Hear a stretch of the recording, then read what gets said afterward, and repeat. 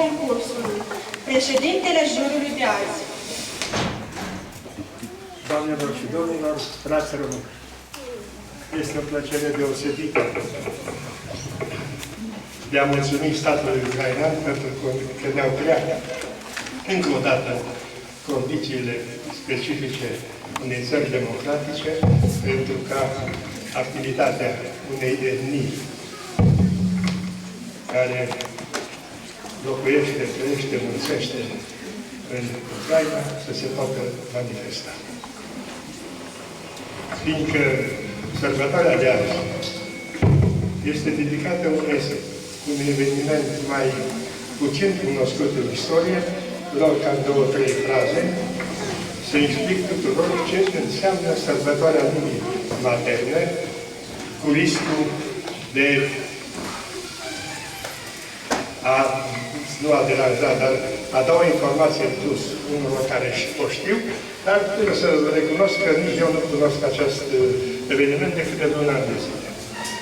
În 1952, în fostul Bengal de Est, actualmente Bangladesh, studenții dintr-o comunitate importantă au manifestat împotriva statului indian, deoarece aceștia doreau să le impună ca limbă de învățământ, la toate nivelurile, o limbă străină lor, limba urdu. Evenimentul s-a încheiat cu moartea câtorva sute de manifestanți, împușcați de către poliția indiană, dar în fiecare an acest eveniment a creat precum bulgărele de zăpadă, manifestări tot mai ample, nu numai în spațiul indian, ci în toată lumea, pentru ca etniile care au limba lor maternă să poată profita în sensul democratic de ea. Din 2005, UNESCO, în calitate de subordonat Națiunilor Unite, a hotărât ca în toată lumea, în tot spațiul în care sunt membri ai Națiunilor Unite, ziua de 21 februarie să fie sărbătoarea limbii materne. Deci limba națională a spațiului nostru este limba ucraineană, dar limba dumneavoastră și a mea, limba maternă, este limba română. A trebuit să fac această mică introducere, să știm cu toții despre ce este vorba. Având în vedere faptul că, prin natura pasiunilor mele, eu sunt un soi de globetrotter, deși sunt român, dar mai folosesc expresii astea curate de la americani, vreau să vă spun că am pregătit pentru cei cu care colaborez și care sper să pot colabora, mici diplome care să ateste nivelul de simpatie și de apreciere pe care asociația pe care o prezidez o are pentru cei care astăzi primesc niște diplome. Voi începe cu cel mai harnic consul pe care îl are România. Și am spus-o nouă dată, doamna Eleonora Moldovan, care primește această diplomă pentru contribuția deosebită la propășirea limbii și culturii române. Vă felicit și tot așa.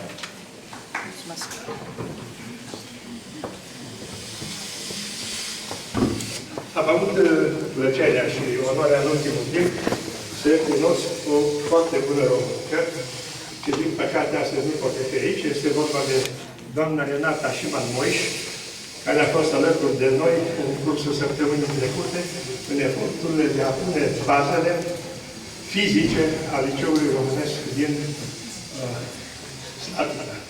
Vă rog pe doamna directoare să-i ducă diploma. Cu o mare simpatie și plăcere și mulțumire, mai ales pentru faptul că în revista Academia OJT, ultimul număr, doamna vine conferențiar științific a Universității Iulie Călcovici. E corect? Da, corect. Aceeași diplomă. Și 4 numere din ultimul număr al revistei Academia OJT, care a fost închinat Zilei Limbii Române și unde alături de alte celebrități ale culturii române, doamna profesoară este la Urmare Nidal. Cum la asociația asta, Poema OJT, ne este bine să ne punem bine cu cei cu care vom spera că vom colabora pe viitor, din auzite, pentru meritele care le are la contribuții și o contribuție deosebită la propăzirea limbii române, doamna Lilia Govordan primește aceeași diplomă din partea noastră. Să vă ascultiți pixul, că data viitoare vă cer articol pentru revistă.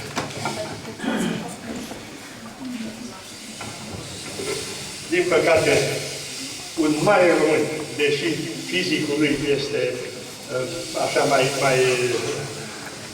mai pipernecit, domnul Lacatoș Vasile, care, din nefericire, n-a putut veni azi, primește aceeași diplomă din partea noastră, plus 2 colete de cărți oferite prin mod cu totul ciudat de un comerciant de carte din Cluj, domnul Șule Ciopa, care a dăruit comunității din Coroscovo aproximativ 80 de cărți pentru copii din clasele 1-4.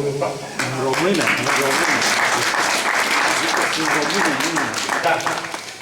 Mă completează domnul tehnoredactor al revistelor noastre, domnul Nerci, dar mi-a zis și altceva zilele trecute. Că dacă sunt tot pentru clasele 1-4, la Parlament nu duci.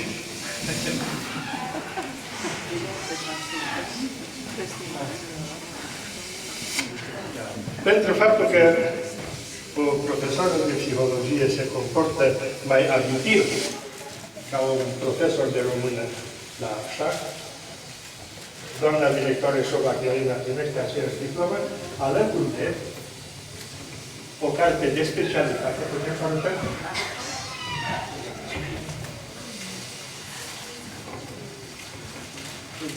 Și vă arăt cartea ca să știți de ce să vă feriți de acum aici. Doamna, probabil, va deveni o specialistă în studiul gesturilor. Deci, dacă nu s-a de către cantinent, spune, ești nervos, nu vrei să îmi asculti indicații. Dacă este considerată cea mai modernă carte legată de studiul gesturilor, o știință care se cheamă sinergologie.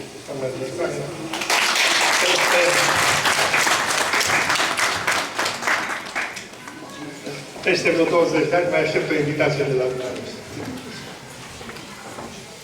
Doamna profesoară Moișa Luța.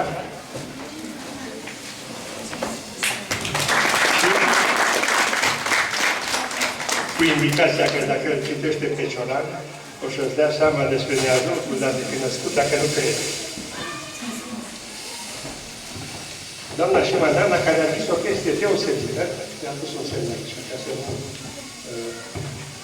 uit. Și m-am gândit dacă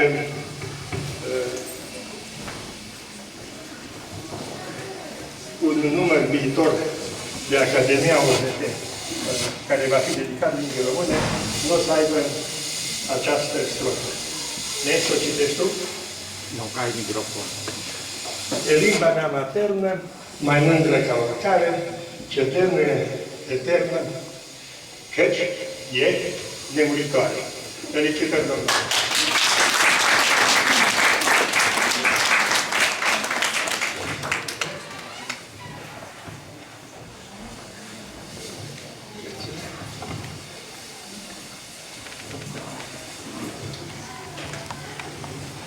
Și cu un pic de umor și cu oarecare invidie, trebuie să vă spun că nevoia m-a făcut să devin prieten cu compare sluga limbii române, care este domnul Nicolae Prehauca, un om deosebit, prin intermediul folosesc termenul de slugă, în în cel mai frumos context, dar care este un mare specialist și a vrut să devină coautor la această carte, Arta de a pierde timp, de care eu fac acum. Cum fie domnia sa să zică vorbiri frumoase despre faptul că este foarte ocupat și când îl întâlnea ce face? Meditez la pensabilitatea ființei umane.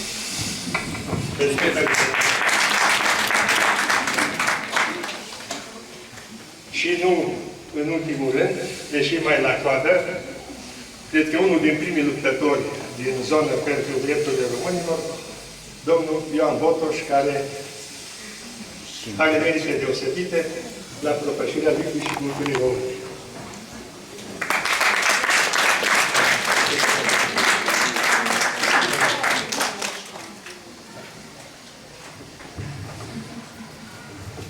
Ioane, la mea.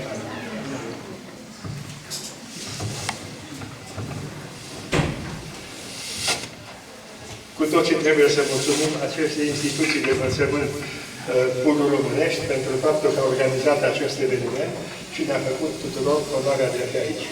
Se acordă școlii generale de gradul 1 din Arta de Mijloc această diplomă pentru contribuția deosebită la propășirea limbii și culturii române. Felicitări la mulțumesc!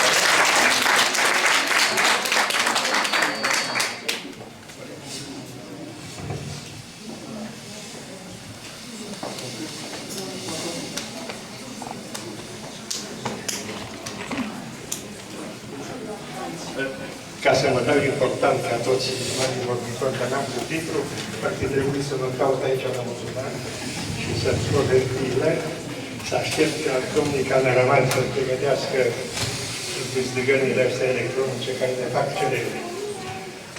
Concursul de astăzi, organizat de către Asociația Boema Orientul și Școala din Arta de Mijloc, o rog pe doamna Flora Bostan să facă parte din juriu, fiindcă suntem în asociație, ordin la domnul Cristi Mari să facă parte din echipă. Pe Taras, nu știu, să-l rugăm, să-l forțăm, dacă nu mai intră în Baia Mare fără să-mi spună, îl vai de el vai. Domnul Adane Gărniuc, datorită căruia culegerea de poezii a doamnei Șiman a putut să-i avească și care este și tehnoredactorul revistei Boema. Cum?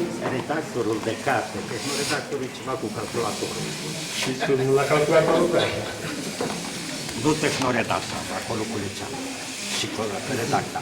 Deci ați înțeles, dânsul nu mai culege. Noi muncim și dânsul nu mai culege. Asta este. Și doamna Lilia Gogonean, să vă obligăm să fiți aproape de noi și data viitoare.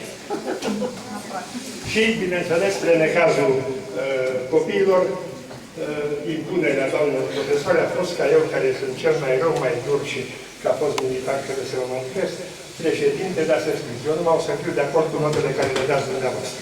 Să nu creadă copiii că îi ne dreptățesc. Vă rog?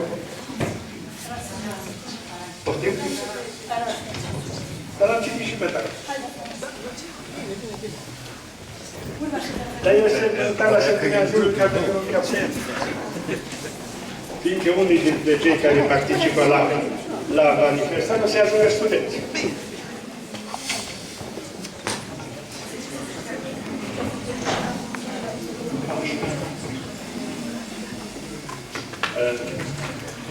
Până și eu care așa tot am dispoziția să vorbesc mult și să mă dau așa mai bune timp, am uitat că scopul al doilea principal al zilei de astăzi, pe lângă manifestare, în cadrul acestei manifestări, este lansarea nu a unui portalion, ci a unei cărți frumoase, o carte de autor, aproape departe de țara, doamnei profesoare Ana Șiman, carte pe care a scris-o dânsa, dar a băgat-o între coperți domnul Gardin. Am zis bine? Cu băgatul, da.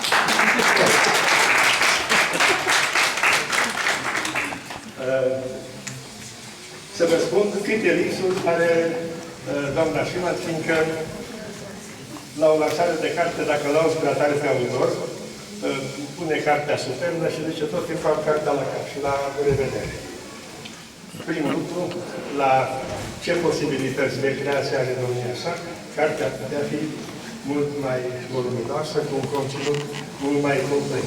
Îi place să scrie nu numai poezie, îi recomand că peste un an de zile poate lansăm o altă carte, mult mai fizic, mai viguroasă, fiindcă înăuntru poezia este viguroasă și frumoasă, o carte mai mare, care să reflecte sau care să fie cât mai aproape de a-i reflecta calitățile domniei sale de bun român și scriind o carte, bineînțeles, că autorul se gândește și la cititor, care din paginile de cărți va avea mai de învățat.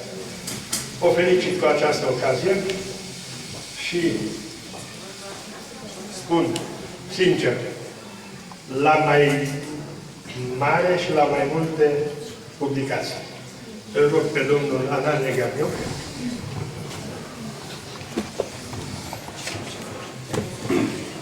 Vedeți ce președinte democratic avem, mă roagă.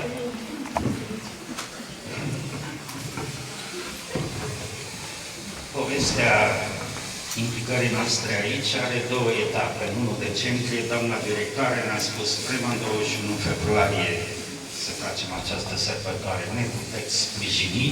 Am zis da, fără nicio ezitare și iată-ne aici, cu partea venită ca rugămință din partea organizatorilor. De Mihai Eminescu, la colocviul final, cu oarecare intimitate ne abordează doamna Ana și aș vrea o carte, cum se poate, la noi e mai greu. Zic, se poate, da, se poate până în 21 februarie. Fiindcă era cam scurt, totuși, pentru o carte să dă bine.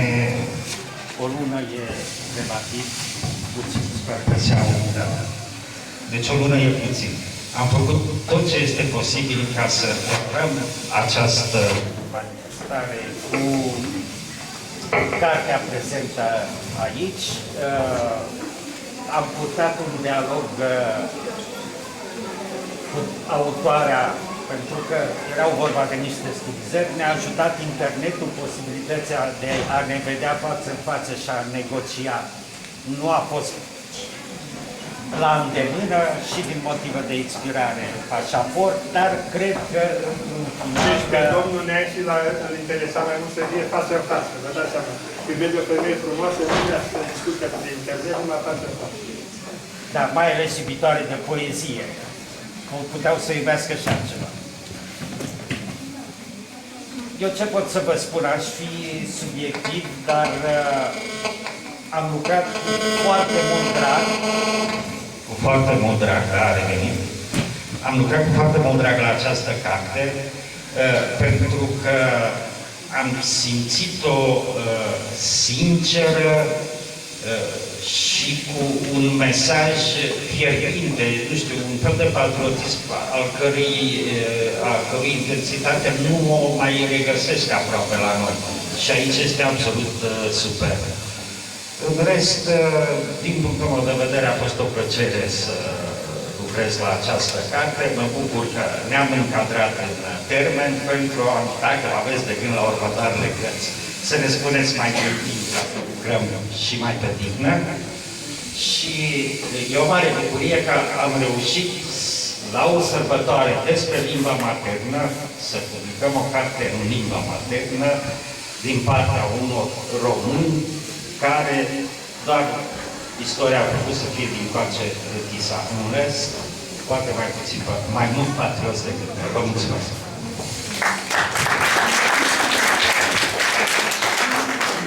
Fiindcă ordine de înaintate, cum am spune un amic al meu parlamentar, rog pe făptuitor, pe implicinat să vină lângă mine, pe doamna profesoară, și să ne spună ce vrea să ne spună în viață. Chiar dacă e secret, dar să ne spună. Mulțumesc mult! În primul rând, vreau să mulțumesc unor oameni cu suflet mare care m-au ajutat să văd azi cartea mea. Am aflat, ne-am făcut de cunoștință cu ei prin intermediul prietenilor mele din Slatina, profesoara de română Ana Pulisca și doamna directoare Adriana Pop. Ele au făcut posibil întâlnirea cu ei, colaborând foarte mult anul acesta cu școala din Slatina, unde am fost invitați de o mulțime de ori la ei. Am făcut de cunoștință cu domnul Mihai Cosma și prietenii lui, domnul Anania Gagniuc, domnul Dragomir, care cu părere de rău azi nu este alături de noi, și doar azi cu domnul Mariș, care m-au susținut și datorită lor am reușit să-mi văd un vis împlinit.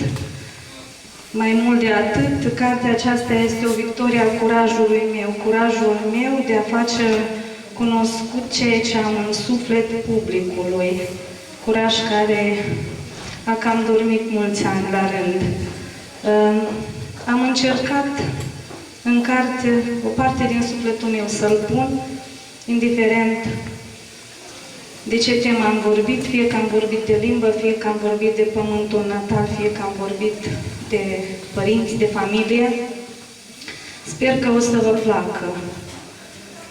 Mulțumesc încă o dată din suflet acestor oameni mari care au reușit, care au vrut, au avut toată dorința să mă ajute. Întâlnindu-i pe ei, mi-am dat seama că există oameni pentru care cuvântul și fapta este un tot întreg. La noi în sat se spune cam așa: oameni de treabă, oameni care știu să-și țină cuvântul.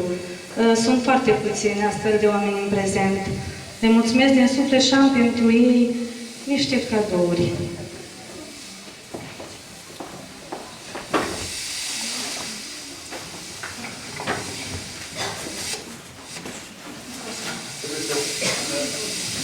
Dați o carte, dar și cupăm.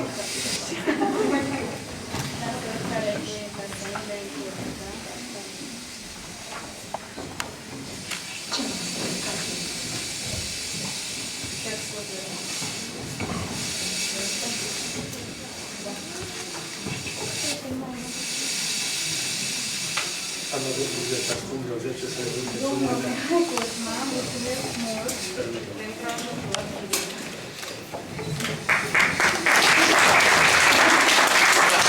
Putem să ne faceți o poză, că nu avem nimic acordat de la Nicule, Da.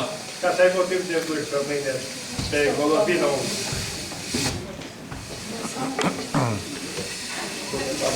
Da. Domnul Anani, mulțumesc mult.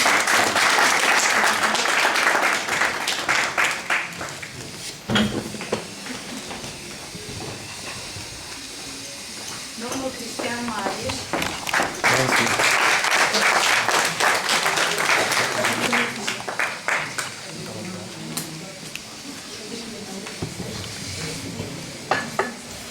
Sigur, oaspeților noștri din Cernăuți, mulțumesc mult că sunt alături de noi la această sărbătoare.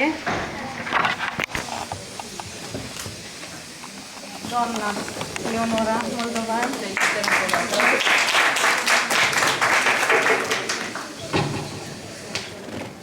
doamna profesoară Flora Bostan,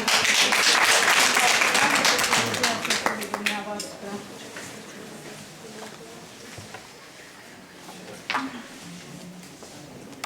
Doamna Lilia Govornean, prietenul și colegul meu de facultate, Dațiu Taras.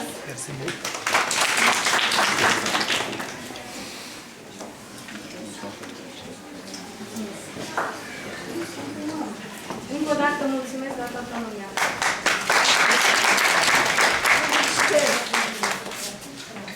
juriul la loc și începem să